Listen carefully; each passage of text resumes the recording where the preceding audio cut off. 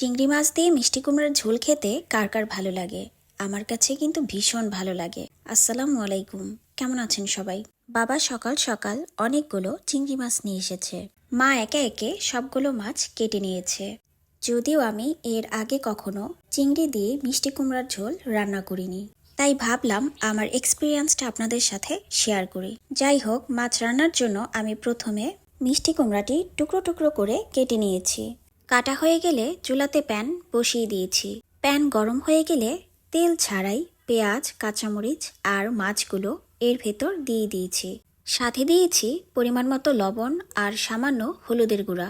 এইভাবে বেশ কিছুক্ষণ কষিয়ে মাছটাকে নামিয়ে নিয়েছি। কেন যেন মনে হচ্ছিল ছাক বাটা দিলে ঝোলটা আরো বেশি মজা হবে, তাই তো ঝোলটাকে গাঢ় করতে প্রথমে ছাক উঠিয়ে নিয়েছি। উঠানো হয়ে গেলে তেলের ভেতর পুনরায় পেঁয়াজ দিয়ে দিয়েছি।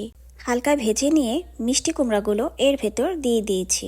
সাথে দিয়েছি পরিমাণ মতো লবণ, 1.5 চা চামচ জিরার গুঁড়া আর 1 চা চামচ হলুদের গুঁড়া। কিছুক্ষণ কষানোর পর পরিমাণ মতো পানি দিয়ে দিয়েছি। কষানোর সময়ই মরিচের গুঁড়া দিয়ে দিতে হবে, আমি ভুলে যাওয়ার কারণে পরে দিয়েছি। ভালোভাবে বলক চলে আসলে আগে থেকে কষানো মাছগুলো এর ভেতর দিয়ে দিয়েছি। রান্না যখন শেষ পর্যায়ে চলে এসেছে তখন এর ভেতর ছাক বাটা দিয়ে দিয়েছি। দেখতে যেমনই হোক না কেন, খেতে কিন্তু বেশ মজা হয়েছে। ধন্যবাদ সবাইকে।